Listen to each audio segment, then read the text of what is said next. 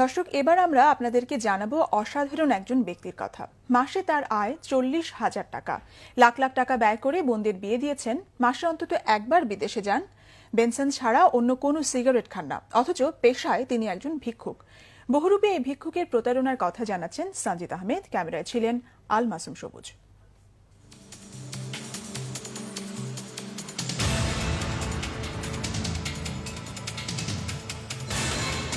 রাজধানীর রাজপথে কখনো তাকে দেখা যায় বিকলাঙ্গের মতো হাঁটুতে ভর দিয়ে হামাগুড়ি খেতে, কখনো দেখা যায় ঘাড়ের উপর একটি পা তুলে দিয়ে পথচারীদের কাছে পৌঁছাতে। লক্ষ্য একটি, মানুষের সহানুভূতি অর্জন।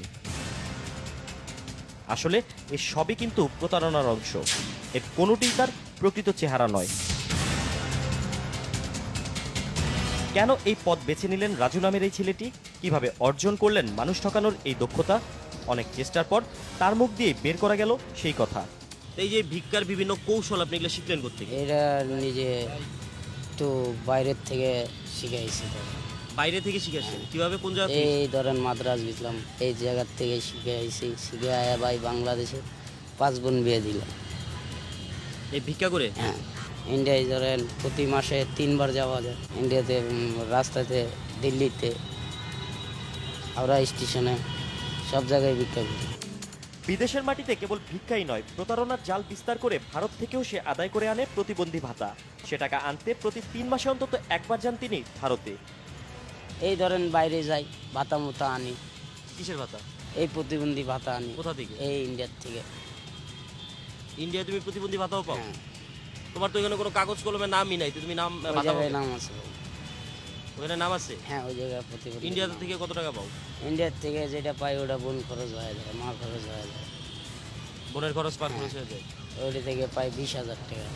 প্রতারণা হলেও এই পথে অর্জন কিন্তু তার একেবারে কম নয়, বরং অনেকের জন্য তার রীতিমতো ঈর্ষণীয়। ইনকাম হয় কেমন তোমার? ইনকাম ভালো হয় ভাই, 30-40 পাই। মানে 30,000 40,000 টাকা পাই প্রতি মাসে ইনকাম? পাই। রাজুর বাড়ি বগুড়ায়। প্রতিবন্ধী সেজে বিএনপির সিনিয়র ভাইস চেয়ারম্যান তারেক রহমানের চোখে পর্যন্ত ধুলা দিয়েছেন। আদায় করেছেন চিকিৎসা ভাতা সহ বগুড়ায় 50% জমি। বগুড়ায় ধরেন গলির ভিতরে ঢুকতে 3টা গাড়ি ঢুকছিল, 4টা গাড়ি আইছিলেন। পরে ঢুকতে দেখি তারেক রহমান নেই। পরে ধরেন 2 ঠ্যাং আমার ঘাড়ে।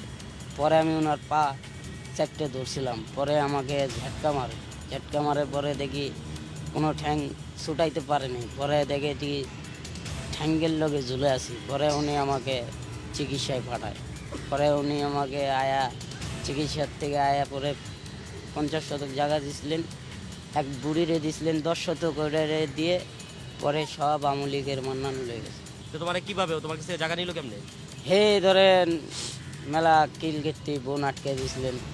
বন্ধের আটকে দিছিল? হ্যাঁ, পরে যাই বন্ধের আটকে দলিল নিয়ে গেছিল তোমার কাছ থেকে? না না, তাহলে কিভাবে? সে বলছিল, হুমকি দিয়েছিলেন। এই হুমকিতে পরে আমি দিয়ে দিয়েছি। কি কি কৌশলে চলে ভিক্ষাবৃত্তি? কতভাবে ভাঙতে পারেন নিজের শরীরকে? জানতে চাইলে স্বমহিমায় নিজেকে মেলে ধরেন রাজু।